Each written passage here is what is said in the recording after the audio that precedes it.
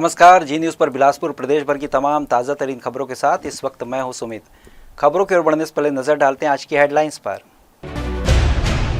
बस्तर पनडुब्बी में देखी कला एवं संस्कृति की अनूठी झलक, केंद्रीय गृह मंत्रियों शामिल का बस्तर का होगा चौमुखी विकास। बिना अनुमति के निर्माण पर नगर निगम की सख्ती, ज्वाली नाले किनारे जारी हुआ नोटिस, तय समय में नहीं हटाया तो चलेगा बुलडोजर। बिलासपुर में कंप्रेशर से कार वॉशिंग 3 माह बंद, रोजी रोटी ठप होने से भड़के संचालक। और नवरात्रि अष्टमी पर त्रिपुर सुंदरी, शक्तिधाम और शीतला मंदिरों में आस्था का सैलाब, महागौरी पूजन से लेकर कन्या भोज और हवन भंडारे तक का उमड़ा जन सैलाब। अब समाचार विस्तार से।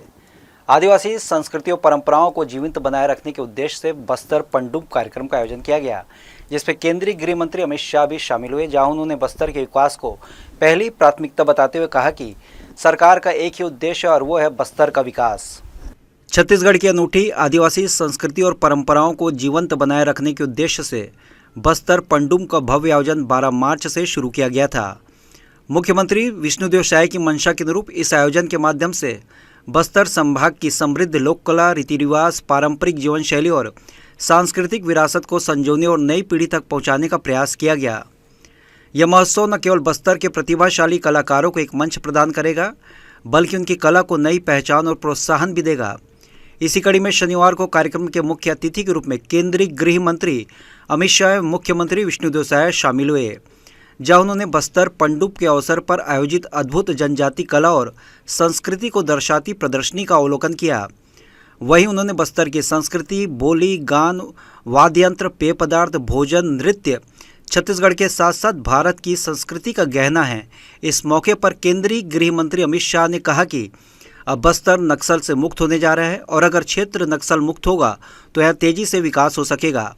उन्होंने कहा कि देश भर के जितने भी राजदूत भारत की राजधानी में मौजूद हैं, उन सबको भारत की संस्कृति से अवगत कराने के लिए सभी राज्यों में ले जाकर भ्रमण कराएंगे, जिससे वे भारतीय संस्कृति से अवगत हो सके। पूरे देश को रामनवमी की बहुत बहुत शुभकामनाएं देता हूं। भाइयों बहनों, आज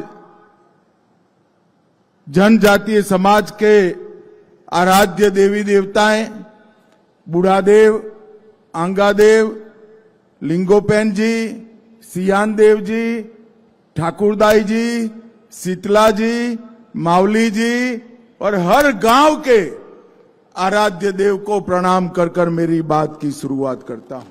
जो समझ गए हैं अब विकास के लिए हाथ में बंदूक की जरूरत नहीं है, कंप्यूटर की जरूरत है। विकास के लिए हाथ में आईडी और हथगोला नहीं चाहिए, कलम चाहिए। वो सभी सरेंडर हो गए हैं और अब 2025 में अकेले में 4 महीने की शुरुआत है, चौथे महीने की 3 महीने में 521 नक्सली भाई सरेंडर कर चुके हैं। 881 नक्सली 2024 में सरेंडर कर चुके हैं और मैं आपको विश्वास दिलाता हूं, जो सरेंडर होंगे वो यहां आएंगे, मेन स्ट्रीम में आएंगे और जो हथियार रहेंगे, हथियार लेकर रहेंगे, उनके साथ सुरक्षा कर्मी उनका मोर्चा संभालेंगे। मगर जो भी होगा, अगले मार्च तक हम पूरे देश को इस लाल आतंक से मुक्त करने का काम भारतीय जनता पार्टी की सरकार करे। बस्तर अब भय नहीं, भविष्य का पर्याय बना है। मैं पहले भी आया हूं, यहां सभाएं करने के लिए रोक लिया जाता था, मुख्यमंत्री कहते थे आप मत जाइए। आज धड़ल्ले के साथ 50,000 आदिवासी भाइयों बहनों के सामने रामनवमी और अष्टमी का उत्सव मना रहे हैं। बस्तर पनडुब्बी में हम सब हिस्सा ले रहे हैं। मित्रों, ये जो शुरुआत हुई है, वो शुरुआत हमारे सीएम और हमारे डेप्यूटी सीएम विजय जी और विष्णुदेव जी ने बहुत परिश्रम कर यहां पर विकास लाने का प्रयास किया है। जहां कभी गोलियां बजती थी, गोलियों की गूंज थी, वहां मशीनों की आवाज आती। कभी गांव वीरान थे, अब स्कूलों की घंटियां बज रही हैं। सड़क जहां स्वप्न था, वहां सड़क नहीं राजमार्ग बन रहे हैं। और जहां बच्चा स्कूल जाने से को डरता था, वहां कंप्यूटर पर बच्चा पूरे विश्व के साथ बात कर रहा है। भाइयों, ये बस्तर का विकास इसलिए है कि अब नक्सलवाद के साथ कोई जुड़ता नहीं है। विकास, विश्वास और विजय की लौ के साथ हमारा बस्तर आगे बढ़ गया है। भाइयों बहनों, आज मैं आप सभी को अपील करने आया हूं। एक गांव के विकास के लिए 1 करोड़ रुपया हम देने वाले हैं। वो गांव में सबके आधार कार्ड बनेंगे, गांव में सबके राशन कार्ड बनेंगे, हर गांव में छोटा सा दवाखाना होगा, स्कूल बनेगी। मेरा करबद्ध विनंती है, जितने भी मिलेशिया आपके गांव में है, गांव की सभा कर कर उसको सरेंडर की प्रक्रिया में डाल दीजिए। हमारा विकास का रास्ता खुल जाएगा। अंत में मैं जब आया हूं तब आप सभी को यही कहना आया हूं, विकास का मतलब है सुकमा से कोई सब इंस्पेक्टर बन जाए, बस्तर से बैरिस्टर बने, दंतेवाड़ा से डॉक्टर बने और कांकेर से कलेक्टर बने। ऐसे बस्तर का हमें विकास करना है, निर्माण करना है। और मित्रों, ये सपने सच होते हैं, यही जीवन में होते हैं अगर हम इसके लिए निष्ठापूर्वक काम करते हैं। और आपको किसी से डरने की जरूरत नहीं है। मैं आज इस जाहिर सभा में मंच पर से कहकर जाता हूं, आपकी पूरी सुरक्षा भारतीय जनता पार्टी की डबल इंजन की सरकार करेगी। मोदी जी के राज में किसी को डरने की जरूरत नहीं। मेरा फिर से एक बार निवेदन है, हर गांव को हम नक्सल मुक्त बनाने का अभियान छेड़े। हर गांव में आशा करता हूं 1 करोड़ रुपया प्राप्त करे। ये आप सभी को यहां से जाकर करना है। और मेरे साथ अंत में फिर से एक बार भगवान राम का जयकारा लगाइए, मेरे साथ बोलिए, जय श्री राम। अरे ऐसा नहीं चलेगा भाई, रामलल्ला का जन्मदिन है। जोर से बोलिए, दोनों हाथ उठाकर अयोध्या तक आवाज जाए ऐसे।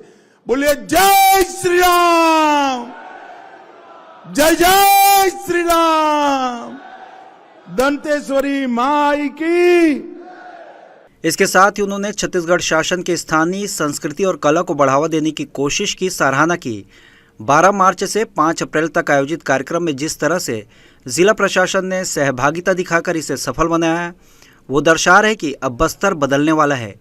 केंद्रीय गृह मंत्री ने कहा कि छत्तीसगढ़ की बस्तर के विकास की प्राथमिकता प्रधानमंत्री नरेंद्र मोदी की है और इसके लिए वे प्रतिबद्ध हैं, लेकिन ये तभी संभव हो सकता है जब बस्तर में शांति हो। लिहाजा उन्होंने नक्सलियों से अपील की कि वह हथियार छोड़कर मुख्य धारा में आए। उनके संरक्षण और बेहतर जीवन की जिम्मेदारी सरकार की होगी। इसके लिए सभी को साथ आना होगा, क्योंकि हिंसा किसी भी विकास का समाधान नहीं है। कार्यक्रम में उन्होंने बस्तर की संस्कृति की स्मृति चिन्ह भी भेंट की गई। जी न्यूज़ के लिए आलोक अग्रवाल की रिपोर्ट। राज्य सरकार ने निगम, मंडल, बोर्ड और आयोग में अध्यक्ष और उपाध्यक्ष पद की सूची जारी कर दी है। सूची आने के बाद नियुक्ति का इंतजार कर रहे लोगों में खुशी है।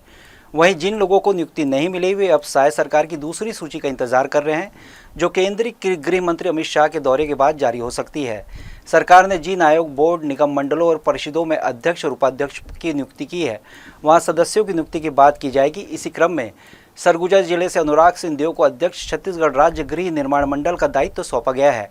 अनुराग सिंहदेव की पकड़ भाजपा संगठन में अच्छी है। सरगुजा संभाग में लोकप्रिय युवा नेता के रूप में पहचान बनाने के बाद राजनीतिक पायदान पर उन्होंने अच्छी ख्याति अर्जित करके विषम परिस्थिति में भी अपनी मुस्कुराहट को बरकरार रखा है। यही वजह है कि अनुराग सिंहदेव के भाजपा के प्रति समर्पण को देखते हुए उन्हें पद दिया गया है। अगले 2 से 3 महीने में बारिश की शुरुआत हो जाएगी। ऐसे में नगर निगम के द्वारा अब शहर में ड्रेनेज सिस्टम को भी दुरुस्त करने की शुरुआत की जा चुकी है। शहर के सभी बड़े नालों की सफाई कार्य के माध्यम से जहां साफ किया जा रहा है, तो वहीं स्वास्थ्य विभाग के माध्यम से सफाई व्यवस्था को भी गली मोहल्ले में दुरुस्त करने की पहल की जा रही है। इसे लेकर बैठक भी आयोजित हो चुकी है, जहां नगर निगम की महापौर और स्वास्थ्य विभाग के अध्यक्ष और अधिकारी कर्मचारी के द्वारा ड्रेनेज सिस्टम को बेहतर करने के लिए योजनाबद्ध तरीके से काम किया जा रहा है, क्योंकि बारिश के दिनों में देखा जाता है कि शहर में पानी निकासी सबसे बड़ी समस्या का कारण बनता है। ऐसे में नगर निगम पूर्व से इस दिशा में व्यवस्था बनाने और शहरवासियों को समस्या से बचाने के लिए कोशिश शुरू कर चुका है और जगह जगह साफ सफाई के साथ निकासी वाले स्थानों को बेहतर किया जा रहा है, ताकि बारिश के दिनों में पानी निकासी की समस्या शहर में उत्पन्न न हो। आगे बैठक का करना इसीलिए जरूरी है क्योंकि एमआईसी सदस्य सब नए भी हैं और कुछ पुराने भी हैं। विभाग के जो अधिकारी हैं, कर्मचारी, उसके साथ एक तालमेल भी जम जाएगा और परिचय भी हो जाएगा और उनको जो एमआईसी के बहुत सारे नए सदस्य, उनके विभाग में क्या करना है, उनको कैसे मतलब काम करना है, इसकी भी जानकारी हो जाएगी। इसीलिए जो है हम विभागीय बैठक भी कर रहे हैं और हमारे शहर में जो है 8 जोन भी हमने 8 जोन के प्रभारी भी बने हैं। वो 8 जोन के प्रभारी भी जो है वहाँ पे क्या करना है, जोन में क्या काम करना है, उनको समझने के लिए ये बैठकें हम रख रहे हैं। ड्रेनेज सिस्टम को लेकर आप सब ये क्या है कि गर्मी के बाद तुरंत बारिश भी आ जाएगा, तो हमारा ऐसा सोचना है कि बारिश का प्लानिंग जो है हम गर्मी में ही करेंगे, क्योंकि हम अभी गर्मी में ही आए हैं। तो लेकिन पानी की व्यवस्था जो हम पहले ठंड में ही कर लेते, तो पहले से ही करना चाहिए। इसीलिए हम बारिश के लिए जो ड्रेनेज का सिस्टम जो है कहीं ब्लॉकेज ना हो, उसके कारण जो है पानी भराव का जहाँ जहाँ पे है, पहले हमारे अधिकारी लोग उसको जो है सर्वे कर चुके हैं। जहाँ जहाँ पानी का भराव है वो आइंदा भी आने वाले बारिश में ना हो, इसके लिए हम होमवर्क करके रखे हैं। उसके लिए भी पंप के माध्यम से कैसा निकालना है और जो बड़े बड़े ज्वाली नाला है उसको भी साफ सफाई जो है हम इसी सामान्य सभा के बाद उसको चालू कर देंगे। इन दिनों नगर निगम के द्वारा शहर में अवैध निर्माण के खिलाफ अभियान चलाया जा रहा है। दुकान सील करने की कार्रवाई के साथ अवैध निर्माण को धाराशायी भी किया जा रहा है, जिसके तहत शनिवार को नगर निगम भवन शाखा के द्वारा वाली नाली में बने अवैध निर्माण को हटाने नोटिस जारी किया गया। देखा जा रहा है कि इन दिनों शहर में तेजी से अवैध निर्माण कर नगर निगम को चुनौती दी जा रही है। नगर निगम के अधिकारियों से शॉर्टकट कर अवैध निर्माण करने वाले लोग धड़ल्ले से शहर में निर्माण को गति दे रहे हैं। ऐसे में लगातार शिकायतों को देखते हुए नगर निगम आयुक्त के द्वारा इस दिशा में कार्रवाई करने निर्देश दिए गए हैं, जिसके तहत शनिवार को नगर निगम के अमले ने रिंग रोड नंबर 2 में जहाँ एक कैफे को अवैध निर्माण के लिए नोटिस जारी किया गया है, तो वहीं ज्वाली नाला के किनारे बना रहे अवैध निर्माण पर भी नगर निगम के भवन शाखा के द्वारा कार्रवाई की गई है। यहां क्योंकि बिना अनुमति के टीन शेड के जरिए एक हॉल का निर्माण कराया जा रहा था, तो वहीं कई मकान और दुकान यहां निर्माण कार्य जारी था। जिन सभी से निर्माण कार्य की अनुमति दिखाने की बात कही गई, तो किसी के द्वारा भी निर्माण कार्य की अनुमति नहीं दिखाई गई, जिसके बाद नगर निगम के भवन शाखा अधिकारी और जोन कार्यालय की टीम में यहां सभी निर्माण को नोटिस जारी कर जल्द से जल्द निर्माण को हटाने की बात कही। अवैध निर्माणकर्ताओं समय सीमा के अंदर निर्माण हटाने का आश्वासन दिया है। नहीं, देखिए, ज्वाली नाले में एमआईसी के द्वारा पास किया गया था कि इसमें कमर्शियल उपयोग नहीं किया जाएगा, और कुछ लोग जो हैं वो अवैध रूप से इस चीज़ का यूज़ करने का प्रयास कर रहे हैं, जिनको हमने नोटिस दिया है। और आज हम मौके पे भी पहुँचे हैं, कुछ सामान जो उनका जब्ती किए हैं, आखिरी मौका दिए हैं उनको कि अपने डॉक्यूमेंट्स वो हमारे सामने पुटअप करें, अन्यथा की स्थिति में इनके जो अवैध निर्माण है उनको हटाने की कार्रवाई की जा रही है। कोमल नागपाल का है और इसके संबंध में आज पेपर में भी प्रकाशन हुआ था और पूर्व में भी हमने नोटिस दिया था। आज मौके पे हम उपस्थित हुए हैं और जो सामान है हमने जब्त किया है और इनको अंतिम नोटिस दिया गया है कि कल शाम तक ये अपना डॉक्यूमेंट हमारे सामने पुटअप करें, अन्यथा की स्थिति में इनके द्वारा जो निर्मित अवैध है निर्माण है उसको हटाने की कार्रवाई की जाएगी। अभी हमारा सर्वे चल रहा है इस ज्वाली नाले में जितने लोगों ने कमर्शियल रूप से इसका उपयोग कर रहे हैं उनको हटाने के लिए। अवैध निर्माण पर कार्रवाई तो समझ आती है, लेकिन सवाल यह होता है कि शहर के मध्य में इस तरह से अवैध निर्माण फल फूल रहा था और नगर निगम को इसकी भनक नहीं लगी, यह समझ से परे है। चंद कदमों की दूरी पर जोन कार्यालय स्थापित है, लेकिन उसके बाद भी अवैध निर्माण का इतना भव्य स्वरूप लेना दर्शा रहा है कि अधिकारियों ने भी इस दिशा में आंख मूंद ली थी। अब नगर निगम के उच्च अधिकारियों की नजर इस पर पड़ी, इसके बाद यह कार्रवाई पूर्ण की गई है। लेकिन जरूरी है कि नगर निगम इस तरह के अभियान जारी रखे ताकि अवैध निर्माण करने वाले लोगों में भय की स्थिति उत्पन्न हो और वह नियम के साथ अपना निर्माण कार्य पूर्ण करे।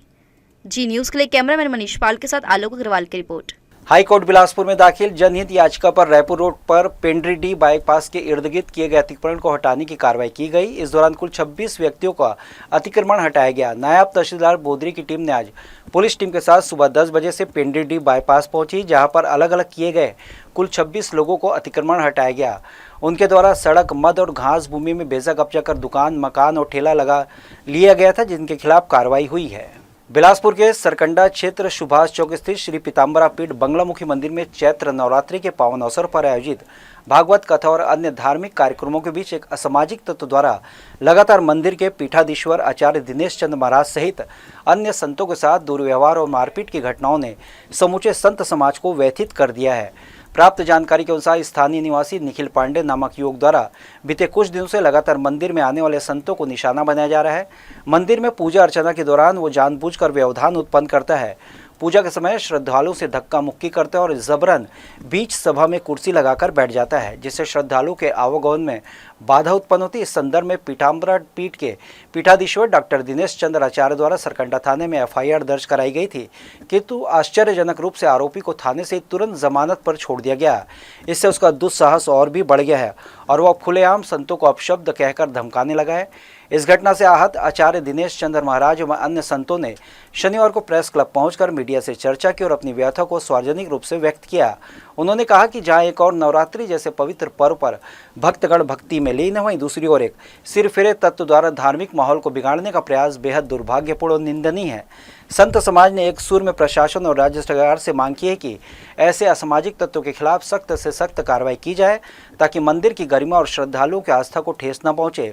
साथ ही उन्होंने मंदिर परिसर की सुरक्षा बढ़ाने, पीठ के पुजारी गणों की सुरक्षा सुनिश्चित करने तथा धार्मिक आयोजन में बाधा डालने वालों को कानून के दायरे में लाने का पुरजोर मांग की।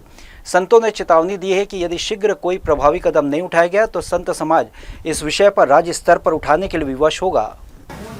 कोई भी धार्मिक गतिविधि हो, पूजा पाठ हो, अनुष्ठान हो, यज्ञ हो, पीताम्बरा पीठ तो त्रिदेव मंदिर तो प्रत्येक साल 4 बार करता ही है, चारों नवरात्रियों में करता है, उसके अलावा अन्य त्योहारों में भी करता है।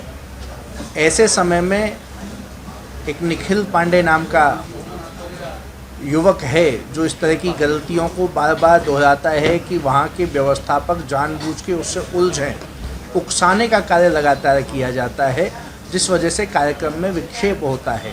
हमारे राज्य अतिथि श्री मनमोहन दास बाबा जी, जो अखिल भारतीय संत समिति के महामंत्री भी हैं, उनके सामने ही ये दुर्व्यवहार हुआ था। तो परसों उस विषय की रिपोर्ट पुलिस को दी जा चुकी है। अभी तक तो नाम खोलने की आवश्यकता नहीं महसूस हो रही थी, लेकिन जैसे ही एक दिन पुलिस ने उसको अपनी कस्टडी में रखा और छूटते ही उसने फिर वैसा ही व्यवहार प्रारंभ कर दिया। तो किसी भी धार्मिक अनुष्ठान में हम साधु समाज किस लिए हैं? हमारे किसी भी साधु समाज के भारतवर्ष में कहीं पर भी साधु ब्राह्मण हिंदुत्व की बात आएगी तो हम लोगों को आना पड़ेगा और आएंगे ही। साथ में मैं कहना चाहूँगा कि जो आज रजत जयंती वर्ष पीताम्बरा पीठ सरकंडा बिलासपुर में घूम रहा है, हमारे यहाँ के पीठाधीश्वर और हमारे अखिल भारतीय संत समिति धर्म समाज के अध्यक्ष डॉक्टर दिनेश जी, क्योंकि इस समय जो बड़ा उत्सव चल रहा है, इसमें भारत से जगह जगह से अनेक तीर्थों से संत महापुरुष इसमें आ रहे हैं, भक्त लोग आ रहे हैं, देवी भागवत की कथा चल रही है। लेकिन इनके यहाँ पर पास में ही अभी एक घटना घटित हुई है और उसमें किसी प्रकार का हमला पहले भी इनके ऊपर हो चुका है। कल हमारे सामने भी बड़ा गंदामय वातावरण असामाजिक तत्वों के द्वारा बनाया गया। तो मैं आपके माध्यम से छत्तीसगढ़ सरकार से निवेदन करना चाहूँगा कि हमारे आचार्य दिनेश जी को, जो पूरे प्रदेश में हमारे संत समाज के, जो हमारे सनातन सभ्यता के जो कार्य हैं, उनके लिए वो घूमते रहते हैं, राष्ट्र रक्षा, धर्म रक्षा, गौ रक्षा का कार्य करने के लिए। यहाँ पर कट्टरपंथी ईसाई मिशनरियाँ बहुत काम करती हैं, ऐसे कामों को स्वीकार नहीं करती है। इसलिए अभी सरकार ने वक्फ बोर्ड को भी खत्म करने वाला बिल लेकर आई है। ऐसे में भी इनको धर्म सभाएं करना, समाज को जागृत करने के लिए पूरे प्रदेश में घूमने की आवश्यकता है।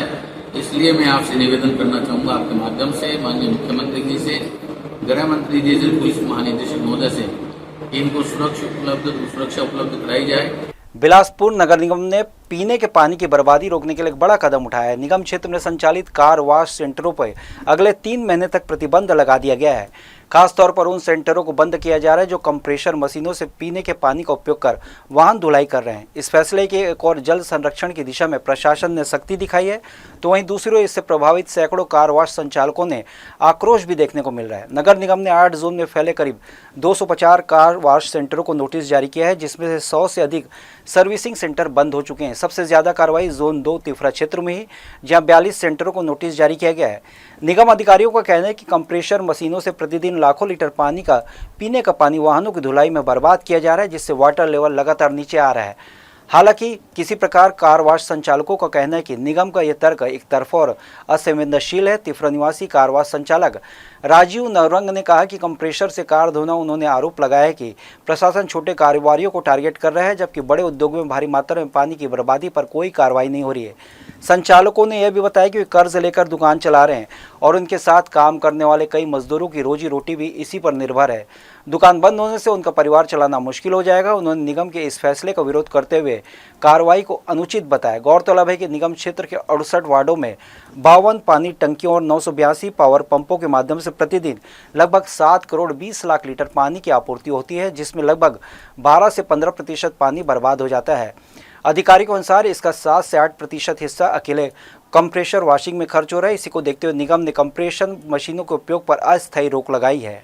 आगामी गर्मी को देखते हुए जो व्यावसायिक सर्विसिंग सेंटर जो चल रहे हैं उनको सभी जोन कमिश्नर को आयुक्त महोदय द्वारा निर्देशित किया गया है कि जो व्यावसायिक सर्विसिंग सेंटर चल रहे हैं उसको अभी आगामी गर्मी तक उसको बंद किया जाए, ताकि जो शहर का जो भूजल स्तर है वो बना रहे और लोगों को पीने की पानी की दिक्कत ना नहीं मानने वाले उनके ऊपर कार्रवाई की जा रही है। हमने सभी को नोटिस जारी हुआ है, जो लोग बंद नहीं कर रहे हैं उनका कनेक्शन विच्छेद करेंगे यहाँ से और उनका जो लाइसेंस है वो भी निरस्त करेंगे। बिलासपुर जिले के नरगोड़ा पौड़ी के 40 गरीब किसान पिछले 15 सालों से मुआवजे के लिए सरकारी दफ्तरों के चक्कर काट रहे हैं, लेकिन अब तक उन्हें न्याय नहीं मिला। किसानों का कहना है कि अगर जल्द ही उन्हें मुआवजा नहीं मिला तो इसी पद बलौदा मुख्य मार्ग पर चक्का जाम करेंगे। करीब 14-15 साल पहले सिंचाई विभाग ने बांधा तालाब चौड़ीकरण परियोजना के तहत इन किसानों की जमीन अधिग्रहित कर ली थी। उस समय अधिकारियों ने मुआवजा देने का वादा किया था, लेकिन इतने साल बाद भी किसानों को कोई राशि नहीं मिली। किसान राजकुमार कुंभकार ने बताया कि ये सभी किसान आदिवासी समुदाय से आते हो और न केवल अपनी ज़मीन खो चुके हैं बल्कि अब वहाँ खेती भी नहीं कर सकते। उन्होंने कई बार सिंचाई विभाग, एसडीएम और कलेक्टर कार्यालय में आवेदन दिया, लेकिन हर बार सिर्फ आश्वासन मिला, मुआवजा नहीं। किसानों की परेशानी यह है कि वे अपनी ज़मीन पर खेती नहीं कर सकते और सरकारी मदद भी नहीं मिल रही है। अब उनकी आर्थिक स्थिति कमज़ोर हो गई। उन्होंने कहा कि अगर 15 दिनों के भीतर मुआवजा नहीं दिया गया तो वे सड़क पर उतर कर आंदोलन करेंगे। अब तक प्रशासन ने इस मुद्दे पर कोई ठोस कदम नहीं उठाया। किसानों का कहना है कि अब वे सिर्फ वादों पर भरोसा नहीं करेंगे बल्कि आंदोलन करेंगे। जी, हम लोग ग्राम पंचायत पौड़ी, थाना सीपत, तहसील मस्तूरी से आए हुए हैं। आज से 14-15 वर्ष पहले हम लोगों का जमीन अधिग्रहण किए हैं शासन द्वारा, प्रशासन द्वारा, और मुआवजा के लिए हम लोग पूरे 15 साल से भटक रहे हैं। आज तक हम किसानों का मुआवजा भुगतान नहीं हुआ और हम लोग इतना पीड़ित हैं कि फसल ले रहे थे हम लोग धान का 15 साल से, वो भी वंचित हैं।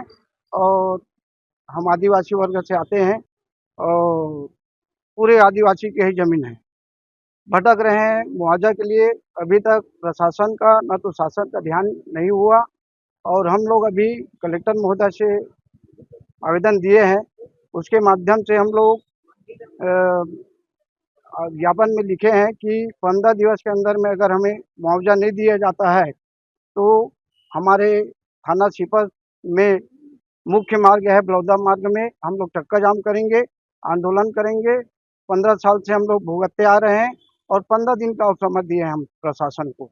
15 दिवस के अंदर में अगर हमें मुआवजा प्राप्त नहीं होता है तो हम उग्र होकर के सभी किसान, 40 किसान हैं हम लोग, और 40 किसान मिल करके चक्का जाम करेंगे 15 दिवस के अंदर में। राजनांदगांव से कलमना के बीच तीसरी रेल लाइन का कार्य किया जा रहा है। राजनांदगांव से कलमना के बीच तीसरी लाइन की कुल लंबाई 228 किलोमीटर के लगभग है, जिसकी कुल लागत 3540 करोड़ रुपए की लागत से बनाई जा रही है, जिसके तहत गोंदिया रेलवे स्टेशन को तीसरी लाइन को कनेक्टिविटी का कार्य और इसमें विद्युतीकृत कार्य करने के लिए 23 अप्रैल से 4 मई यानी ट्रेनों को रद्द किया गया है। लगभग 50 से अधिक ट्रेनों को रद्द सहित परिवर्तित मार्ग से चलाया जा रहा है, जिससे आने वाले इन तारीखों में यात्रियों को इन ट्रेनों की सुविधा नहीं मिल पाएगी।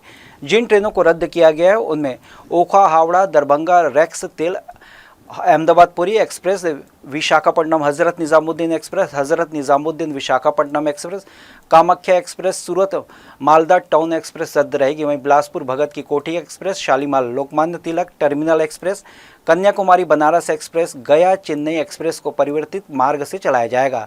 इन ट्रेनों के रद्द होने से यात्रियों को समस्या बढ़ेगी। वहीं गर्मियों की छुट्टी में अपने निर्धारित स्थान तक पहुंचने में भी लोगों को काफ़ी दिक्कतों का सामना करना पड़ेगा। लेकिन न जाने क्यों रेल प्रशासन इन सब को दरकिनार कर केवल ट्रेनों को रद्द करने के पीछे ही अपनी वाहवाही समझ रहा है। रात के समय में मुख्य मार्गों में जगमग रखने के लिए नगर निगम के द्वारा स्ट्रीट लाइट की व्यवस्था की गई, लेकिन देखा जाता है कि इन स्ट्रीट लाइट की अवधि खत्म होने के बाद यह खराब होने लगते हैं। पिछले दिनों नगर निगम के द्वारा शहर के सभी स्ट्रीट लाइट को बदलने के लिए टेंडर दिया गया था, लेकिन टेंडर में गड़बड़ी की शिकायत के बाद उक्त टेंडर को निरस्त कर दिया गया था। लेकिन अब फिर से नई लाइट लगाने के लिए टेंडर प्रक्रिया जारी की गई है और जल्द ही इसे पूरा कर शहर में स्ट्रीट लाइट लगाने का काम प्रारंभ होगा। लेकिन क्योंकि मौजूदा समय में रामनवमी का पर्व आयोजित होने वाला है, ऐसे में नगर निगम के द्वारा मुख्य स्थान पर व्यवस्था बनाते हुए यहाँ स्ट्रीट लाइट लगाई जा रही है, जिस रात के समय यहाँ उजाला रह सके। वहीं तत्कालीन तौर पर नगर निगम के द्वारा 300 स्ट्रीट लाइट का कार्य किया गया है, जिससे ज़रूरत वाले स्थान पर यह लाइट लगाई जा सके। इसके अलावा नगर निगम के द्वारा बिजली पोल में आने वाले पेड़ों की शाखाओं को भी हटाया जा रहा है, जिससे बारिश के दिनों में यह शाखाएं विद्युत को प्रभावित न करे। नगर निगम की सत्ता में नई सरकार के काबिज होते अब शहर में तेजी से काम करने का प्रयास किया जा रहा है। जनता ने बड़े सम्मान से भारतीय जनता पार्टी को अवसर दिया है और जनता के भावनाओं के अनुरूप विद्युत विभाग अपना काम कर रहा है। और नगर में कहीं भी अगर विद्युत की व्यवस्था फेल होती है, स्ट्रीट लाइट का कहीं परेशानी आती है, तो तत्काल उसे सुधारा जा रहा है। अभी आप देख रहे हैं रामनवमी के लिए हमने पर्याप्त व्यवस्था की है और शहर में कहीं भी स्ट्रीट लाइट बंद होगी तो तत्काल उसे सुधारा जाएगा, नई स्ट्रीट लगाई जाएगी। अभी 5.5 करोड़ रुपए का टेंडर किया गया है और उसके शहर को, बिलासपुर को बड़े शहर की तर्ज पर नए तरीके से सजाया जाएगा, संवारा जाएगा। बुलेटिन में खबरें और भी हैं। वक्त हो चला एक छोटे से ब्रेक का। ब्रेक के बाद हम लौटेंगे जल्दी, आप कहीं मत जाएं।